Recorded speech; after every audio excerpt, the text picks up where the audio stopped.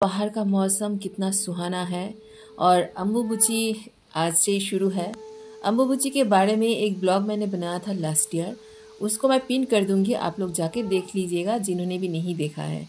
By the way, ये जो अम्बुबुची है इसमें साइंस भी जुड़ा हुआ है और इसके साथ साथ अपना ट्रेडिशनल वैल्यूज और ट्रेडिशनल बिलीव्स भी जुड़े हुए हैं। चलिए, आज मैं अम्बुबाची के बारे में ज्यादा बात नहीं करूंगी क्योंकि ऑलरेडी मैंने एक ब्लॉग बना के रख दिया है, तो वो ब्लॉग आप लोग जाके देख लीजिएगा। मैं इसमें फिर से पिन कर दूंगी, आप लोग प्लीज जाके देख लीजिएगा। ये अम्बुबाची जो है ये एक्चुअली प्रकृति के लिए ही उत्सव है और माँ ही प्रकृति है। अम्बुबाची उत्सव कामाख्या में मनाया जाता है, जो कि है आसाम गुवाहाटी में।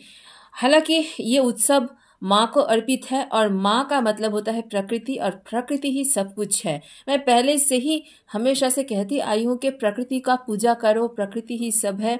ये हम तुम मानव सब कुछ मिट जाएगा लेकिन प्रकृति रह जाएंगे।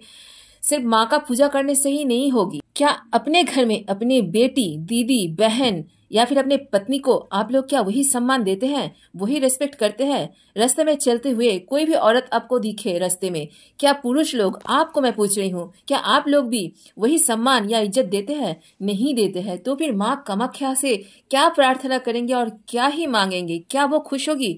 नहीं होगी। माँ कामाख्या माँ पार्वती के ही एक रूप है, माँ दुर्गा का ही एक रूप है, माँ काली का ही एक रूप है। मतलब माँ का तो बहुत सारा रूप है। माँ पार्वती और महादेव जी ने लव मैरिज किए थे। अपने पिता के विरुद्ध जाके माता पार्वती ने महादेव को अपने आप को समर्पण किए थे। अपने पिता के ना बुलाने पर भी माता पार्वती अपने पिता के यज्ञ में गई थी और शामिल होने के बावजूद भी उसके पिता के द्वारा अपने पतिदेव का जब अपमान होते हुए देखा, तब अपने आप को माता पार्वती रोक नहीं पाई और वही यज्ञ कुंड में ही अपने आप को सौंप दिया। महादेव एक राजा नहीं थे, वो थे महायोगी, वो थे पूरा दुनिया का हर्ता एंड कर्ता। लेकिन फिर भी उन्होंने माता पार्वती को अपने आत्मा में जगा दिए और अपने शरीर में आधा हिस्सा माता पार्वती का नाम कर दिए। इसीलिए महादेव को अर्धनारीश्वर के नाम से भी हम लोग पूछते हैं। मतलब पत्नी को इतना इज्जत दिए वो कि अपने जो आधा शरीर है, आधा शरीर का आधा हिस्सा अपने पत्नी के नाम कर दिए। तो पत्नी के ऐसे हालत देख के, ऐसे जलते हुए शरीर को देख के, मृत शरीर को देख के अपने आप को रोक नहीं पाया महादेव शंकर जी। फिर अपने पत्नी के जलते हुए शरीर को, मृत शरीर को कंधे में उठा के तांडव लीला शुरू कर दिए, तांडव नृत्य शुरू कर दिए। ये तांडव अगर नहीं रोका जाता, अगर विष्णु जी ने नहीं रोका होता, तो फिर शायद ही ये दुनिया आज होती। माता पार्वती के मुंह बोला भाई थे विष्णु जी। अब पूरा सृष्टि को बचाने के लिए विष्णु जी ने माता पार्वती के मृत शरीर को 51 पीसेस में काट दिए और वही 51 पीसेस धरती पर जहां भी गिरे वो शक्ति पीठ, ऊर्जा पीठ में बदल गए। और उसी 51 पीठ में एक पीठ है कामाख्या पीठ, मतलब कामाख्या मंदिर, जहाँ पे माता के योनि गिरे थे, जहाँ से सब कुछ का उत्पत्ति होता है। मतलब प्रकृति से ही सब कुछ उत्पत्ति होता है। हम सब प्रकृति के ऊपर निर्भर है। हम सब माँ को पूछते हैं, सम्मान करते हैं, उनका प्यार पाना चाहते हैं, उनका आशीर्वाद पाना चाहते हैं। लेकिन आप सोचिए, माँ खुद तो एक औरत है, राइट? तो औरत जो है हमारे जीता जागता चलता फिरता अपने घर में भी है, पड़ोसी में भी है, रास्ते में भी है। क्या हम लोग जो भी पुरुष लोग हैं, औरत को भी मैं बोल रही हूँ, क्या हम आप एक दूसरे को सम्मान करते हैं? क्या वो रेस्पेक्ट देते हैं? क्या हम एक दूसरे को सपोर्ट करते हैं? नहीं करते हैं। तो फिर सिर्फ पूजा करने से क्या फल मिलेगा? नहीं मिलेगा। आपके घर में जो बेटी है, आपके साथ में जो गर्लफ्रेंड है, आपके साथ में रहने वाली जो पत्नी है, अपने पिता का घर छोड़ के आपको खुश करने के लिए आई है, आपके परिवार को देखने के लिए आई है, अपना जो भी सपना है सब कुछ छोड़ के आपके साथ रहती है। कुछ औरत को छोड़ के बाकी जो भी पत्नियां हैं, मैं खुद मानती हूँ कि अपने पति के खुशी के लिए वो हर एक चीज करने के लिए तैयार है। लेकिन क्या पति का भी एक फर्ज नहीं है कि अपने पत्नी को समझे, अपने पत्नी को क्या चाहिए वो भी थोड़ा गौर करे और वो सम्मान भी उसको दे? आज के ज़माने में रिश्ते बहुत जल्दी टूट रहे हैं, लेकिन आप ये भी तो सोचिए, थोड़ा देखिए, रिस्पेक्ट और प्यार के भूखे हर इंसान होती है और औरत तो और ज़्यादा, क्योंकि उसका अपना कोई घर ही नहीं है। कभी पिता के घर में रहती है, कभी पति के घर में रहती है और अगर पिता और पति दोनों का ही घर छूट जाए तो पता नहीं कहाँ पे जाके रहेगी। ऐसे ही कोई भी औरत के पास से अपने पिता या पति के घर छूट जाता है तो फिर दुनिया वाले, पुरुष हो या औरत, सब कोई उस औरत को, अकेली औरत को छेड़ के खाने के लिए तो तैयार बैठे हुए हैं, भूखे शेर की तरह, भूखे लोमड़ी की तरह।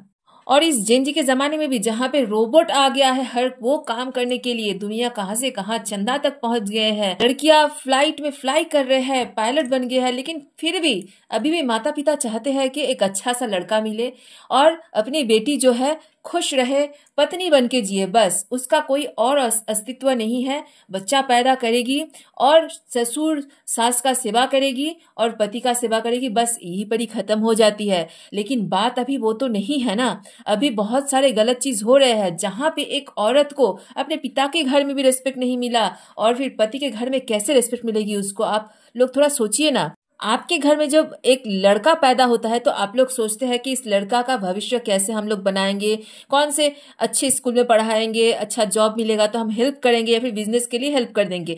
वैसे ही आपके घर में अगर एक लड़की पैदा होती है तो माता पिता को सेम एज लड़के के लिए जैसी सोचती है वही सोच अपनी बेटी के लिए भी रखना है, तभी तो वो इक्वलिटी आपको समझ में आएगी। और वो लड़की जब रिस्पेक्ट और फिनेंशियली स्टेबल होगी तब हर जगह पे उसको सम्मान मिलेगी, नहीं तो ऐसे ही टॉर्चर होते रहेगी और एक दिन मेंटली फ्रस्ट्रेट होके वो पति का भी मर्डर कर देती है, जो कि आजकल हो रही है, और अपना भी जान ले रही है बिना कुछ सोचे समझे। इसके बारे में हम दूसरे ब्लॉग में बात करेंगे, खुल के बात करेंगे, क्योंकि हर कोई अभी औरत को बोल रही है कि ये सारे पत्नियां एक टाइप की होती है, पता नहीं पति का जान कब ले लेगी।